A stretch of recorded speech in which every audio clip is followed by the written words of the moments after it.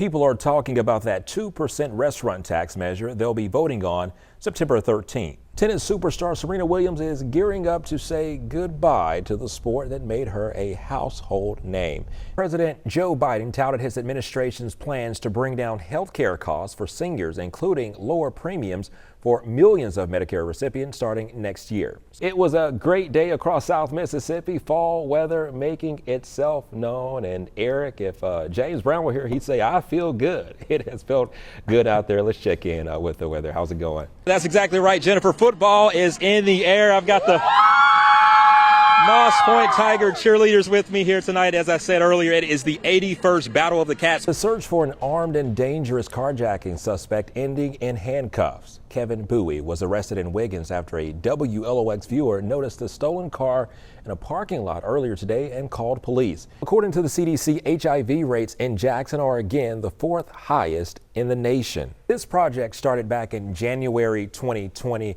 Fast forward nearly 3 years, and quite frankly, it's been a headache for some drivers. Well, it is Friday, and that means another week of prep pigskin. Let's head over to Ocean Springs, where Matt DiGregorio joins us with a look at tonight's action.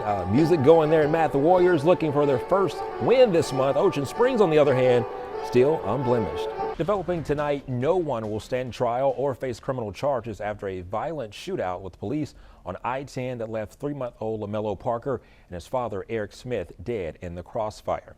That verdict just released this afternoon in a report from a Harrison County grand jury. The U.S. Senate making history today, appointing the first African-American woman to the nation's highest court. I know you're a big fan of the warm weather. So. I am. A little tease before the summer gets here and it's just much too hot. Yeah, you know, it's still pretty tolerable at this point. Neighbors on Mellon Drive in St. Martin rejoicing today. They watched an abandoned, overgrown, and junk-filled property get demolished. Well, it was another wet day on the Gulf Coast. What's new lately here? Well, let's head over to Chief Meteorologist Carrie Duncan for the latest on your weather. Hi, Carrie. Hi, Josh. This is the day that you and me. Dozens lifting their voices and saying a prayer. We want to worship you. We want to lift up holy hands to you. At the 71st Annual National Day of Prayer event at the Ocean Springs Civic Center, Terry Fountain is hoping one specific prayer request is granted soon. Well, the Supreme Court decision. In December, the U.S. Supreme Court heard arguments on a Mississippi law that is a direct challenge to Roe v. Wade, setting the stage for what could be the most consequential abortion rights ruling in decades. A report published Monday by Politico said a majority of the justices in February privately voted to strike down the landmark case. Even though abortion is an important topic to me, it's also important that Mississippi has led the way. Justice John Roberts later confirming the authenticity of the leaked draft opinion. The possibility of abortion rights being stripped doesn't sit well with Jim Saccone. Well, if we could overturn that, could we overturn LGBT marriage? Could we overturn biracial marriage? You know, like what other progress that we've made in the social justice kind of human rights front could potentially be impacted by this decision? Fountain says she was thrilled to hear that the 1973 case could be overturned, but says the leaking of the draft opinion was a political strategy. As both await the final decision, they say they're not budging on their beliefs. Life begins at conception, and I think it's murder to kill a baby in the womb. It's an individual's right to make their decision. Taking steps backward doesn't make sense to me. In Ocean Springs, Josh Jackson, WLOX News Now.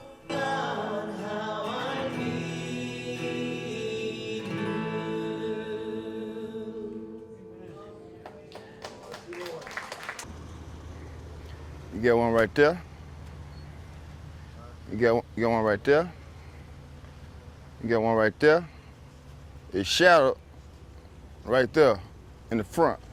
Tenoris Graham counting bullet holes in cars and in this apartment. You got 2 right there. In all, he tallied more than a dozen. Police say this is where 34-year-old Jonathan Patterson was shot and killed. It happened around 2 a.m. Thursday while Patterson was resting on his sofa. He like my little brother. Yeah, he like my little brother, bro. You know, he didn't bother nobody. He was laid back. He was humble. He ain't had no enemies. Police Chief Brandon Ashley says his department does have leads, but Shannon Johnson says hours later, she's still worried. She was less than 25 feet from the home that was shot up. Them bullets could have easily came and hit one of them children or one of us. That's scary. That's something scary because you'll never, like, bullets don't have no name on it. Hours before the Johnson Street shooting, police responded to Frederick Street after reports of gunfire. Moss Point PD has made one arrest. Neighbors saying they're desperate for solutions to combat crime. That ain't no good feeling that we gotta duck and dodge and watch where we go thinking somebody gonna shoot. As Graham continues to mourn the loss of his close friend, he's offering this solution to local authorities to help combat the uptick of violence in the River City. All them youngsters doing all this here, senseless crime, pack them up, ship them out to Ukraine. In Moss Point, Josh Jackson.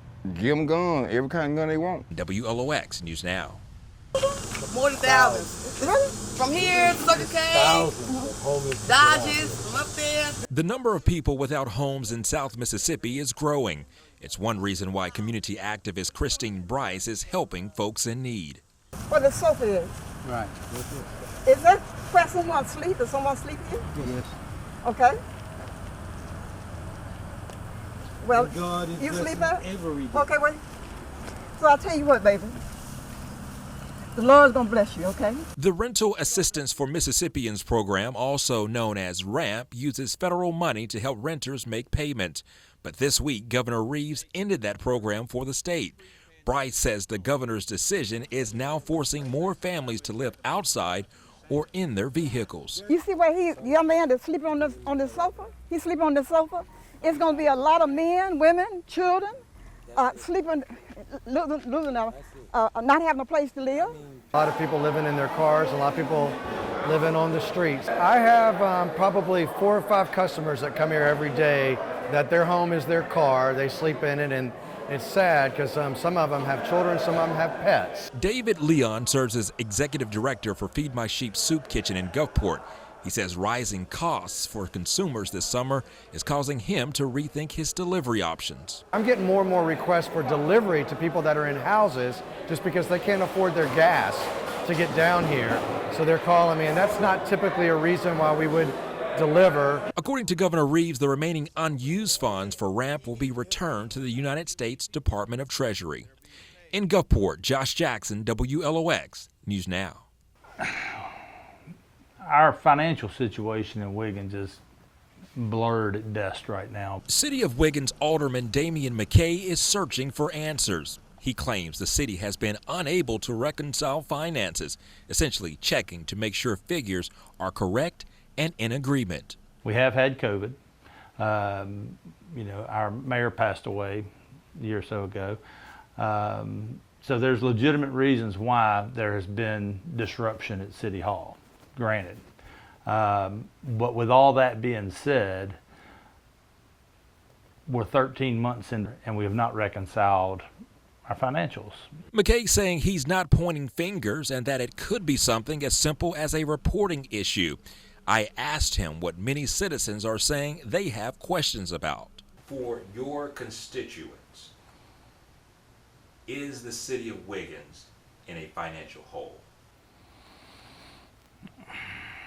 For 100% certain, I cannot say yes because I have not seen reconciled financials. And you requested? And I have requested those. McKay says he wants that information, adding state law requires the clerk to present accurate and up-to-date financial records once a month to the governing authority. It could be something bad. We don't know. We don't see the entire financial picture to make a good decision. If you look at the Stone County Enterprise, I believe their number was $335,000. If you ask the city, they'll say, well, that's not exactly accurate. I reached out to the mayor of Wiggins and other city officials, leaving multiple messages. No one immediately responded to a request for comment. Are we in a hole? We're not in a great financial situation. That I would say that. Do I think we're broke? I don't think we're broke. In Wiggins, Josh Jackson, WLOX News Now.